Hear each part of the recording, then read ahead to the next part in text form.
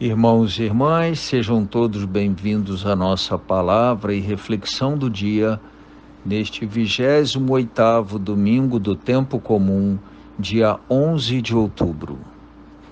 A primeira leitura deste domingo é retirada do livro do profeta Isaías, capítulo 25, versículos de 6 a 10. O Senhor dos Exércitos dará neste monte para todos os povos um banquete de ricas iguarias, regado com vinho puro, servido de pratos deliciosos e dos mais finos vinhos. Ele removerá neste monte a ponta da cadeia que ligava todos os povos, a teia em que tinha envolvido todas as nações. O Senhor Deus eliminará para sempre a morte e enxugará as lágrimas de todas as faces e acabará com a desonra do seu povo em toda a terra. O Senhor o disse, naquele dia se dirá: Este é o nosso Deus, esperamos nele até que nos salvou. Este é o Senhor, nele temos confiado. Vamos alegrar-nos e exultar por nos ter salvo. E a mão do Senhor repousará sobre este monte. Palavra do Senhor.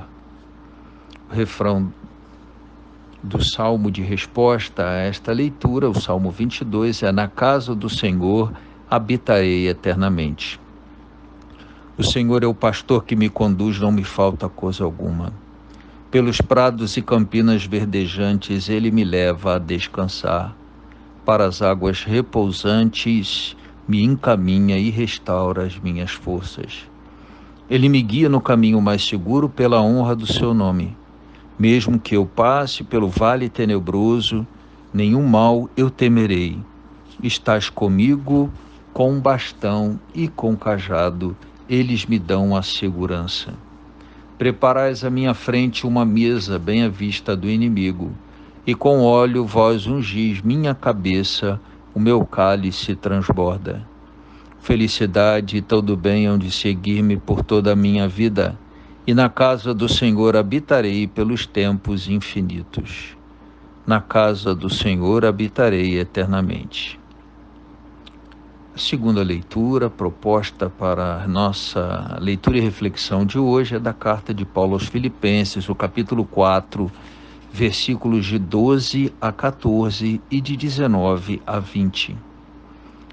Irmãos, sei viver na miséria e sei viver na abundância. Eu aprendi o segredo de viver em toda e qualquer situação, estando farto ou passando fome, tendo de sobra ou sofrendo necessidade. Tudo posso naquele que me dá força. No entanto, fizestes bem em compartilhar as minhas dificuldades. O meu Deus proverá esplendidamente com sua riqueza a todas as vossas necessidades em Cristo Jesus. Ao nosso Deus e Pai, a glória pelos séculos dos séculos. Amém. Palavra do Senhor. O texto proposto para o Evangelho é de Mateus, capítulo 22, versículos de 1 a 14.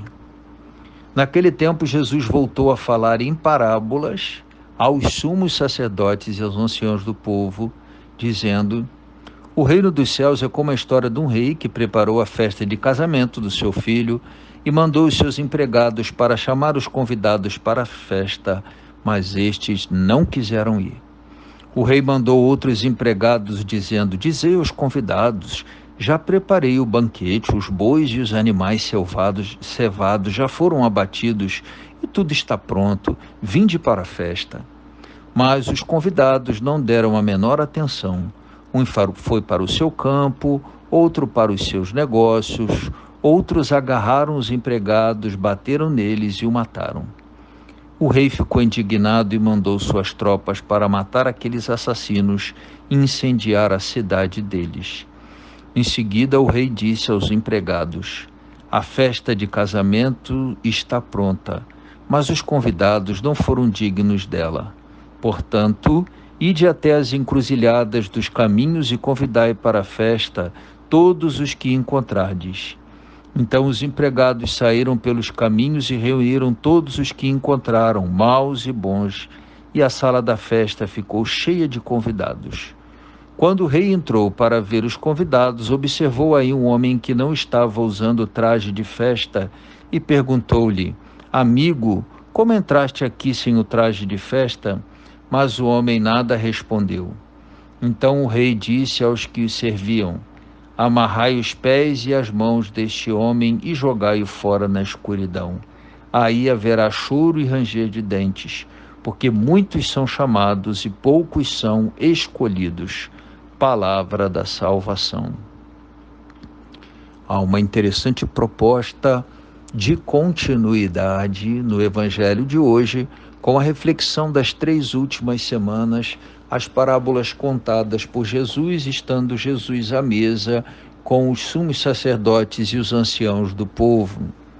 Primeira parábola dos operários contratados pelo dono da vinha em diversos turnos e que foram a princípio igualmente remunerados.